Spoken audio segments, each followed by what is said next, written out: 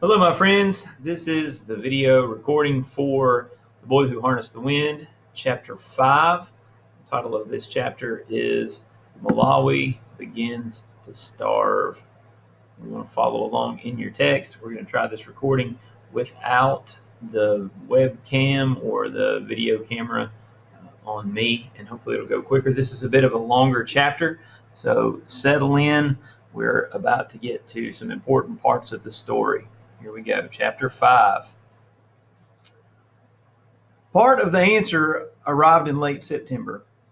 Not long after taking our final exams, Gilbert and I went to the trading center to play a few games of bawo. As we walked back to his house, I noticed something odd. About a dozen people were gathered in his yard, talking in low, worried voices. They were mostly women, each wearing brightly colored headscarves like my own mother, and carrying an empty basket. "Who are these people?" I asked. "They've run out of food in the far villages," Gilbert said. "These women have come to ask my father for handouts or ganyu." Some of them walked for days. Ganyu was another word for day labor or a small job, such as cleaning fields or digging ditches for a little money or food. It's how many farmers in Malawi made a living when times were hard. But I've never seen this many people at once. "What's your father going to do?" I said. "He's going to feed them," Gilbert answered. "He has no choice. He's their chief." What Gilbert said was true. The drought had destroyed all the crops in the countryside, and the families in the smaller villages had run out of food. Their storage rooms were empty, and now they were hungry. I came home and told my father what I'd just witnessed. He'd also seen lines of women, but didn't seem too concerned. He explained that the government always kept giant stocks of maize for emergencies. In tough times like these, they sold it in the market for a reduced price so that everyone could afford to eat. "Don't worry," he said. "Whatever the case may be, our family has never gone hungry." A few days later, however, my father returned from the trading center where a group of fathers had held a rally. They delivered some terrible news. A few dishonest men in the government had sold our emergency maize and taken off with the money. "They're saying there's nothing left," he told my mother. "This year will be a disaster." My mother's face seemed stricken. "Only God can help us," she whispered. After that, hunger came to Malawi. Due to the shortage of maize, the price doubled in the market. When this happened, people started hunting for food in the forest. One evening before dinner, I was feeling a bit hungry, so I walked next door to see if I could snatch a few mangoes from Mr. Malwi's trees. When I arrived, he and his family were sitting down to steaming plates of food. "Just in time," I said. But when I looked closer, I realized that the Malways were eating pumpkin leaves and stewed green mangoes. They weren't even ripe, and I'm sure they tasted awful. "You'll find no food here," Mr. Malway said, wrinkling his nose as he chewed. Later, I saw several men digging ridges in Malway's field for ganyu. They were from the outer villages, and each walked away carrying a handful of those same green mangoes. A few days later, while walking through the trading center, I saw something I'd never seen. Women had spread out plastic tarps and were selling gaga.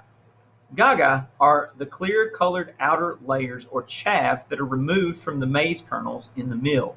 It's mostly garbage, left on the mill floor and tossed away. Farmers fed it to their chickens and pigs. I like to use gaga in my bird traps, but I'd never seen people eat it. Yet here it was, selling in the market for 300 kwacha a pail, 3 times what it normally cost. A group of women held metal buckets and crowded around the sellers, pushing one another to get some. "Move away! I was here first." "We're all hungry, sister. There's no first in that."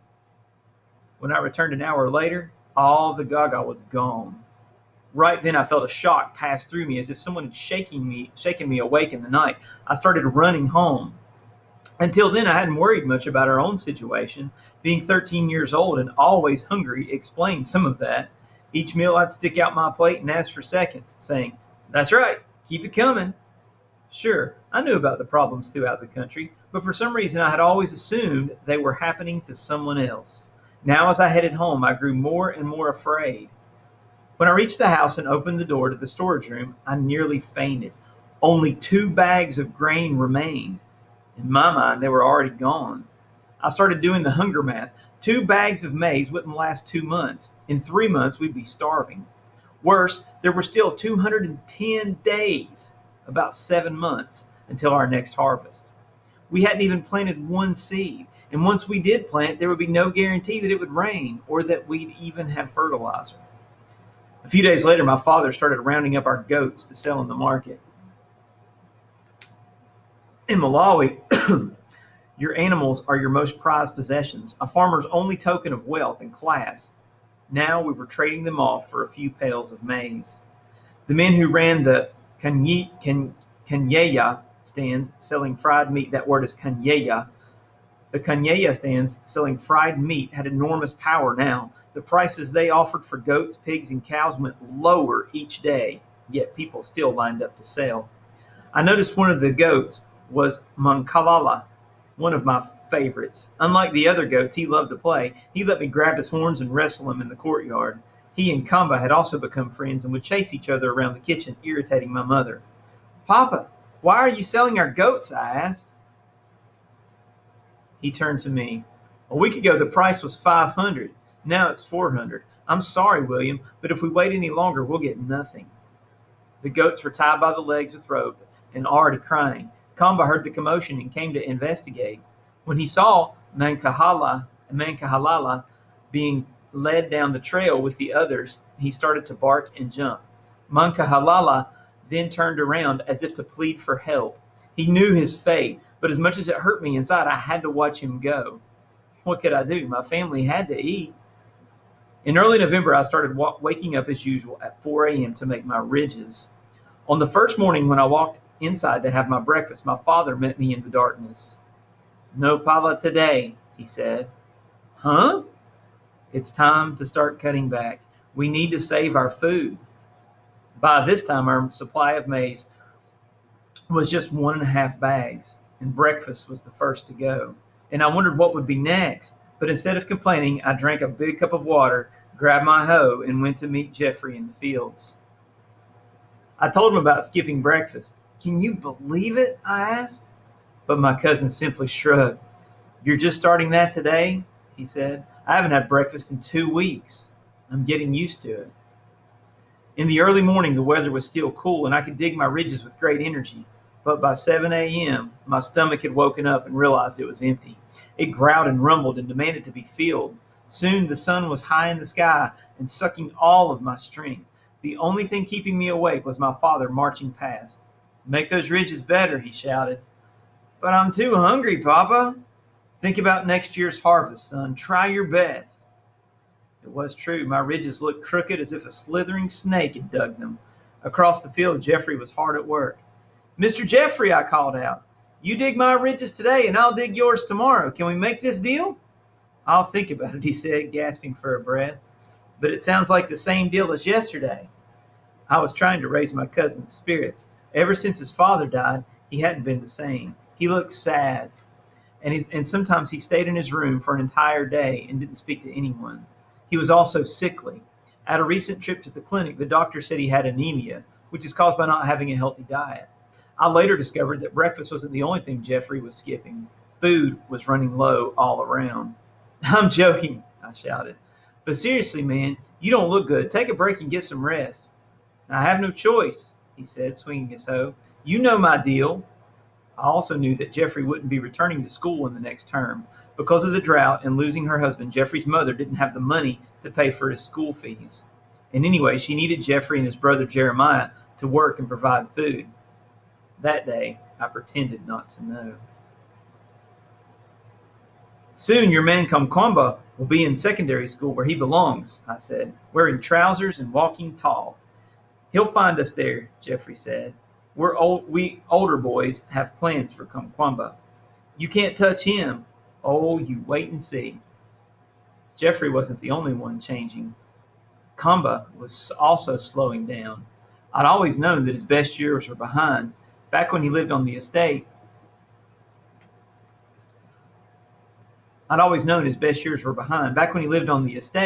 but now his age was starting to show, and ever since the drought, he'd grown thinner. The food I was feeding him at night just wasn't enough, I guess. and he got slower. The mice in the fields outwitted him, and other dogs beat him to the scraps in the garbage piles.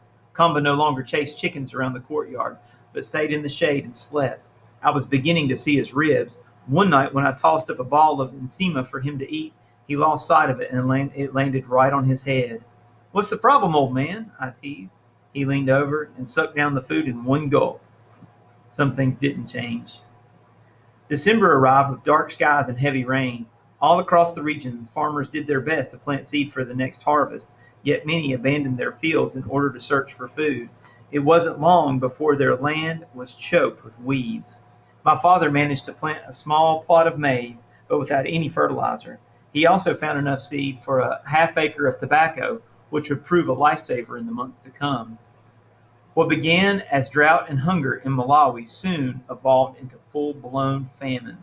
That winter it would tighten its grip until few people were left standing.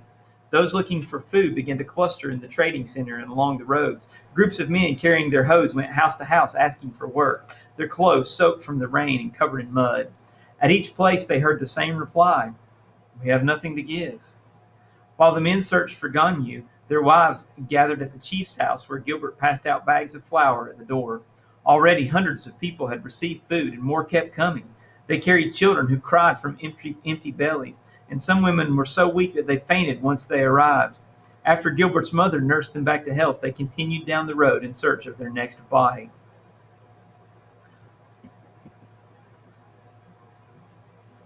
The famine arrived at our door sooner than I imagined. During the second week of December, my mother milled our last pail of maize, giving us just 12 more meals.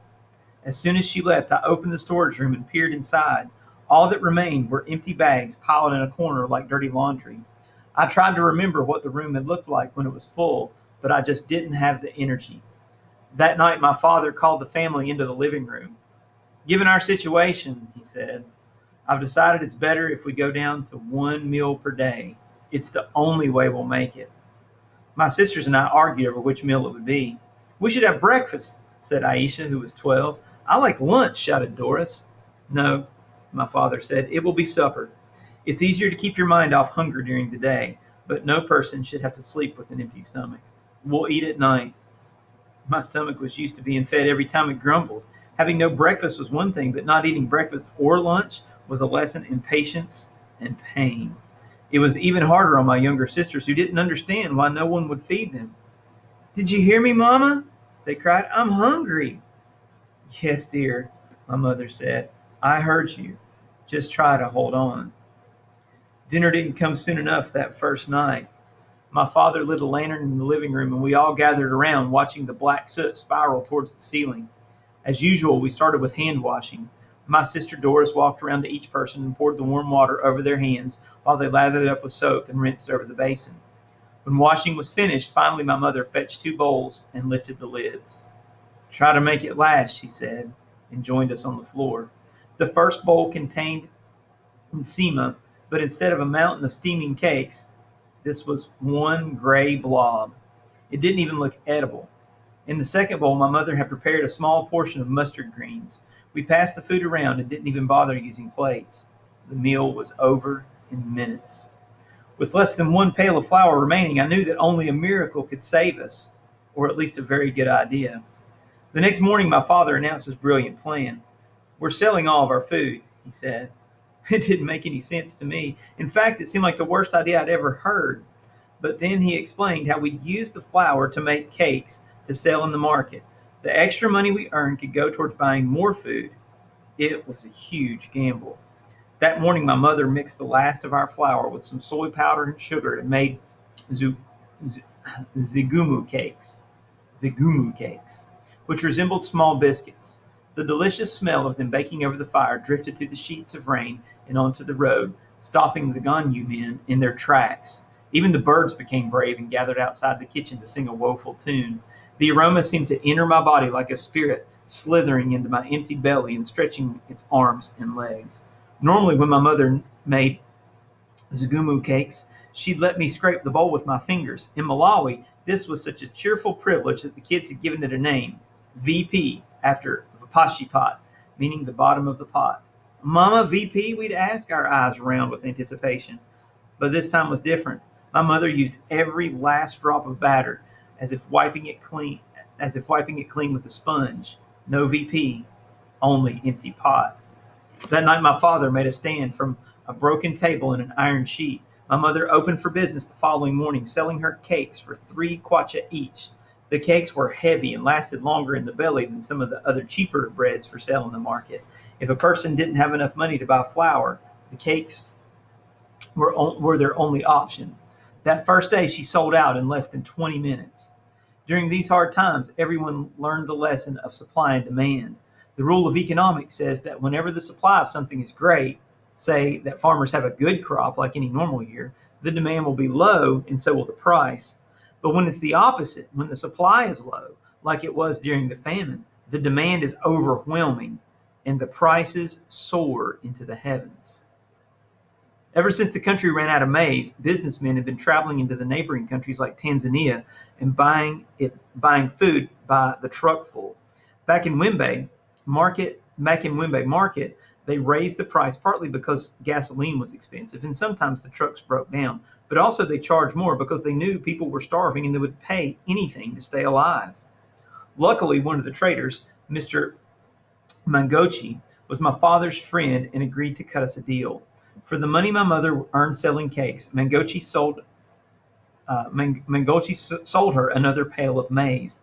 My mother took it to the mill, saving half the flour for more cakes, while the other half went to us. It was just enough to provide our blot of enzima each night, plus some pumpkin or mustard leaves as relish.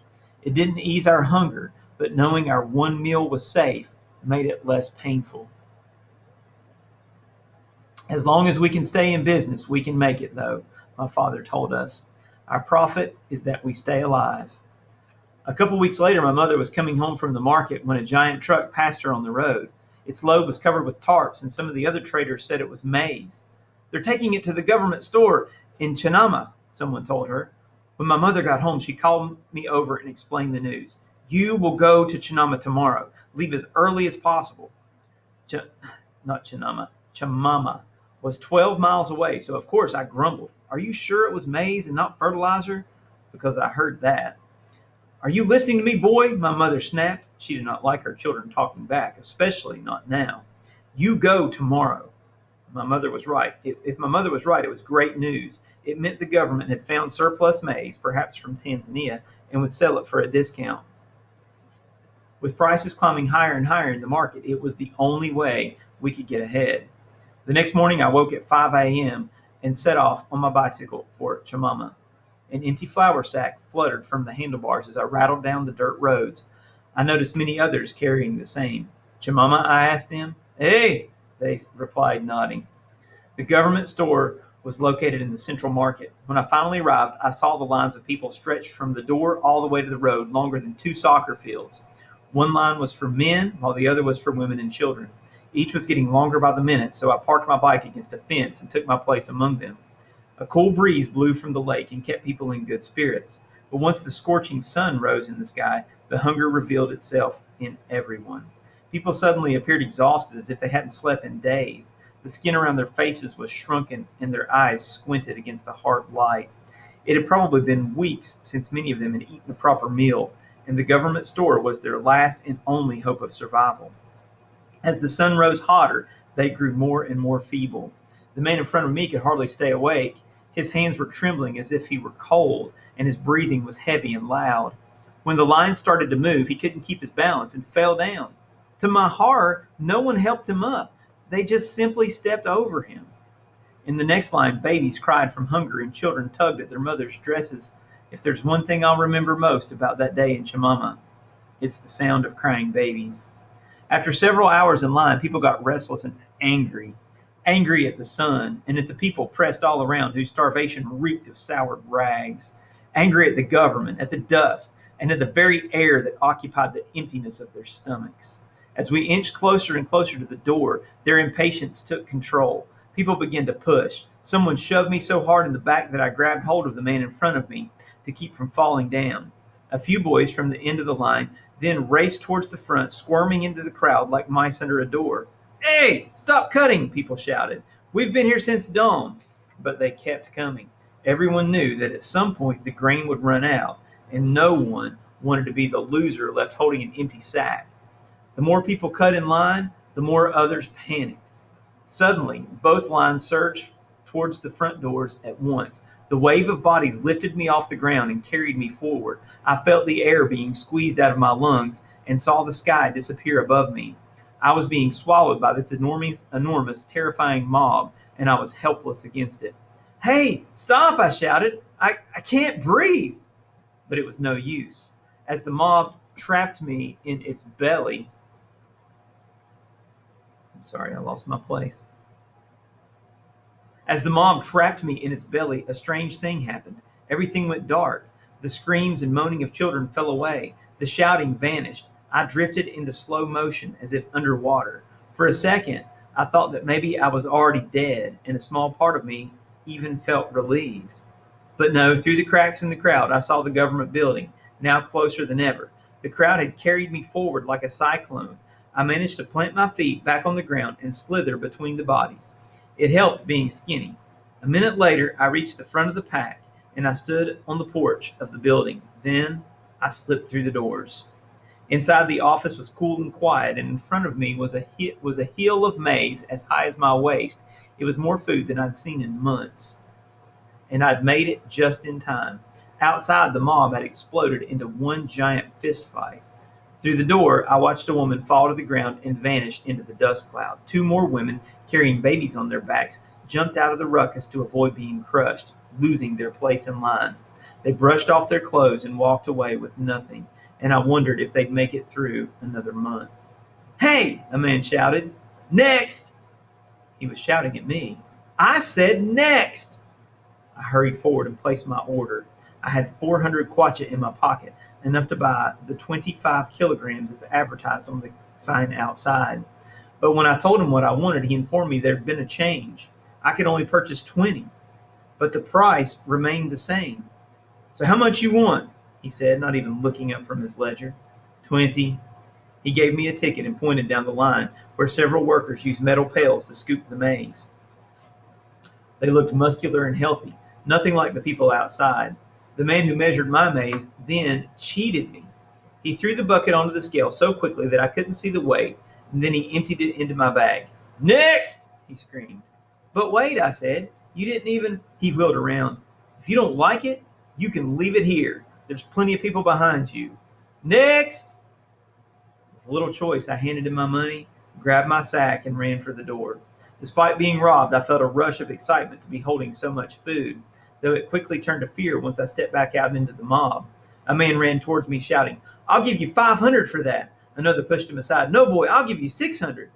I pretended not to hear. I strapped the maize to my bike as fast as I could, and I sped away. Once I reached the road, I didn't stop pedaling until I saw my family's house. As I rolled into the courtyard, my mother and sisters greeted me like a hero. I was exhausted and my clothes were torn and dirty from the crowd.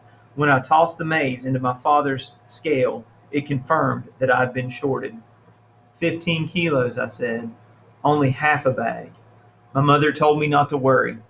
You did fine, and because of you, we'll eat for another week.